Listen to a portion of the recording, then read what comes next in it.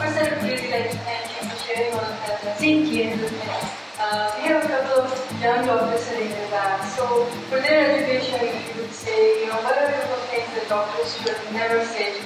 Or did they say, they made you worse and satisfied? Okay, definitely. I actually had, I guess we could all share maybe like a story. I definitely have a story. Maybe it's not so much of a story as like a comment, but I wasn't so much a doctor, but like a nurse, and I remember being in the hospital, hospitalized for anorexia, and obviously not doing too well physically or mentally. And I was in my hospital gown, 5:30 in the morning, weigh-ins, and this one particular nurse thought she was being hysterical and said to me, "All right, get on the scale, fatty." And I was just like, really? Like, yeah. So that wasn't too helpful. I guess just one more would be, I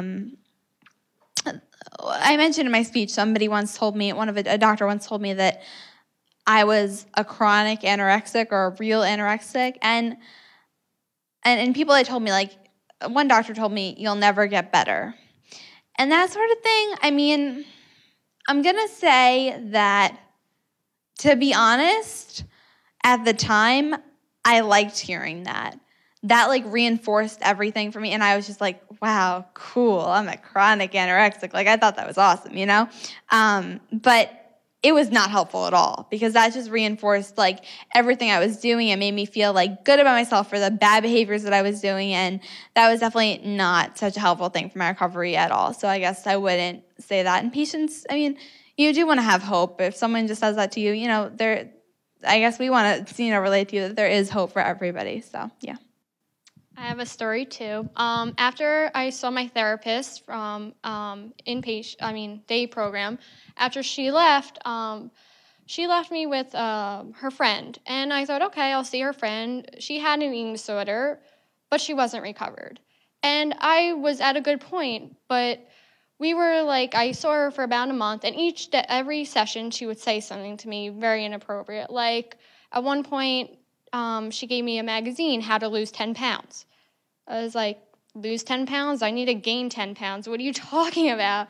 And she would, like, tell me her secrets, and, I mean, this probably won't happen, but, I mean, that's something that they shouldn't do that was... Okay, my story. So this was when we were eating, the patients eat communally together.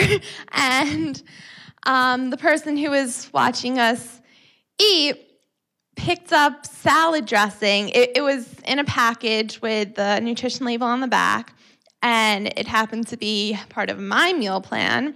Picks it up and goes, "Damn, this has a lot of calories." It's like, yeah, thanks. And I think in general, an important thing is not to group patients as like the eating disorder patients. And I know that they are, and maybe it's hard not to, but they're not like they are eating disordered, but it's important not to group them that way, or not to call them anorexics, bulimics, overeaters, I think it's grouping. Like, once you put a label on something, it becomes your identity, and it's hard to break away from that. I feel like you just have to treat each person as a person, and nothing more and nothing less. What are good things doctors can do? There are a lot of things they can do. They could help find who you are, help you find the passion that you need. Not even doctors. My teacher helped me find out who I was and what I wanted to be. He was a resource room teacher, and that's what I want to be, because he helped me so much, and he showed me what my passion was.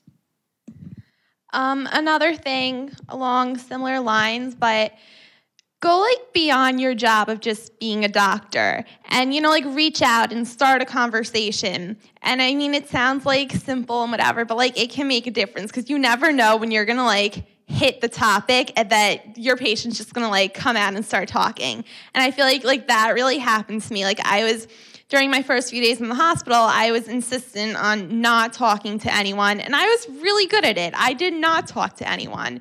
And all of a sudden, one of the therapists comes in, and she says something. And to be honest, I have no recollection of what it was, but I promise you it was significant because I just like started talking. We had like this whole conversation, and I wouldn't say that was a huge turning point because I still had a lot of trouble after that. I was still very stubborn, but it was a minor turning point. So, you know, like you never know when something you'll say will really be important. So go beyond the role of a doctor.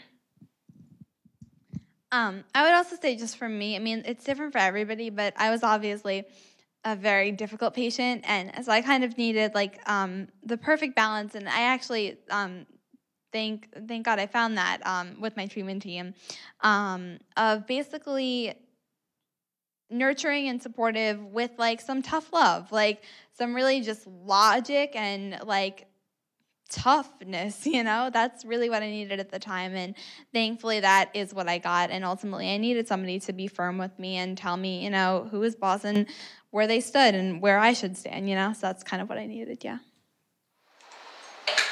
Therapy-wise, yeah, did you have the same person that you worked with through this process, or did you have different therapists until you found the right one, or how? Okay, so the question was therapy-wise, did we have like different people that we worked with, or did we have just one? I have gone through, oh my God, like probably at least 10 to 15 different therapists in my lifetime.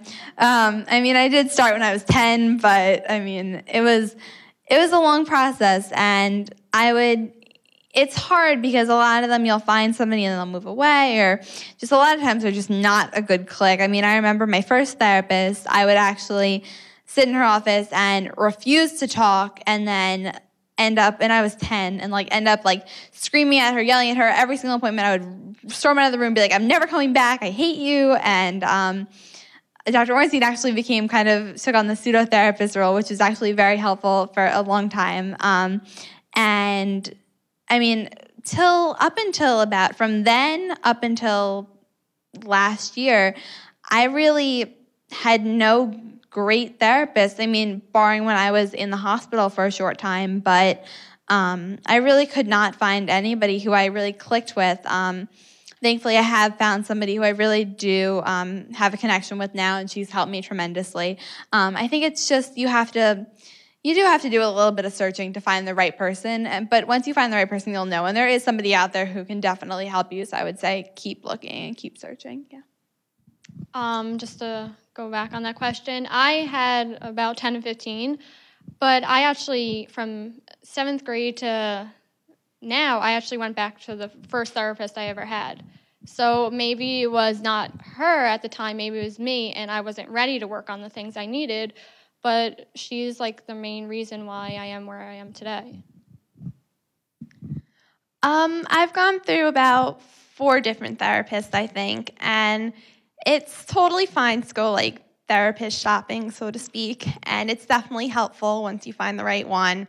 And while we're on the topic, I think it's also really important to mention that all 3 of us still see therapists. And it's not that we even talk so much, at least I don't, about like eating disorder related things. It's good to have someone, especially having gone through so much, having someone to talk to. And even like doctors and things, you know, not every week, but we still see those occasionally too. And it's good to have that like check-in and support.